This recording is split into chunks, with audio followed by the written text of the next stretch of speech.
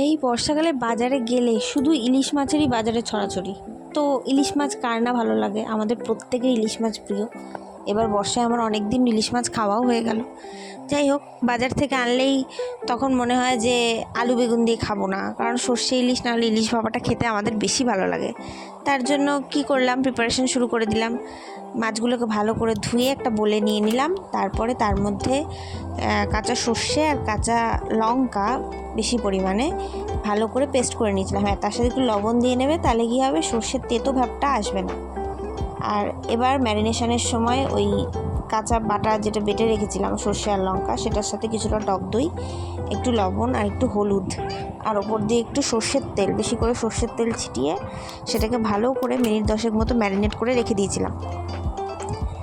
এবার 10 minute marinate করে রাখার পরে আমি কড়াই গরম করে কড়াইয়ের মধ্যে অল্প পরিমাণ তেল দেবো। যেহেতু ম্যারিনেশনের সময় আমাদের তেল অলরেডি দেওয়া আছে, তাই জন্য বেশি তেল দেওয়ার দরকার নেই।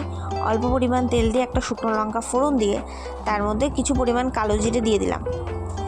এইবার যে মাছটা আমি ম্যারিনেট করে রেখে দিয়েছিলাম সেটাকে আমি আস্তে করে ছেড়ে দেবো। হ্যাঁ, অনেকে আছো যারা কাঁচা মাছ রান্না করো না, হালকা করে ভেজে নাও, তো সেভাবেও করতে পারো, কিন্তু আমাদের পার্সোনালি এরকম কাঁচা মাছটাই বেশি টেস্ট লাগে, তাই আমরা ইলিশ মাছ ভাজি না, একদম কাঁচাই রান্না করি। করে দেখো, কোনো গন্ধ বেরোবে না, খুব ভালো লাগবে। তো যাই হোক, কড়াইয়ের মধ্যে দিয়ে অল্প একটুখানি শুকনো লঙ্কার গুঁড়ো দিয়েছিলাম, কারণ যাতে কালারটা খুব সুন্দর আসে। এইবার স্টিমটা একদম কমিয়ে দিয়ে ঢাকনা দিয়ে চাপা দিয়ে রেখে দিয়েছিলাম। কিছুক্ষণ পর ঢাকনা তুলে তুলে দেখবে যে মাছটা নরম হয়েছে কি না। বেশি নাড়াবে না, তাহলে মাছটা ভেঙে যেতে পারে।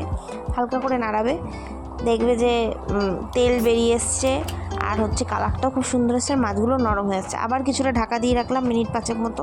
তারপরে ঢাকা তুলে আস্তে করে দেখবো যে ওপরের তেলগুলো সব ভাসছে। এরপর যদি মনে হয় এই সময় লবণ লাগবে, তোমরা একটু টেস্ট করে এখানে লবণ দিয়ে দেবে। আমার ঝালটা একটু কম লেগেছিলো, তাই আমি একটু কাঁচা লঙ্কা দিয়েছিলাম ওপর দিয়ে ম্যারিনেশনের জন্য। এই তো, এইবার একদম যতটুকুনি ঝোল আমার এসে গেছে, তেলও ভেসে আসছে, ওপর দিয়ে অল্প পরিমাণ আরেকটু সর্ষের তেল ছিটিয়ে ব্যাস ঢেলে ফেললাম। এই হচ্ছে ফাইনাল লুক। খেতে অসাধারণ ছিল।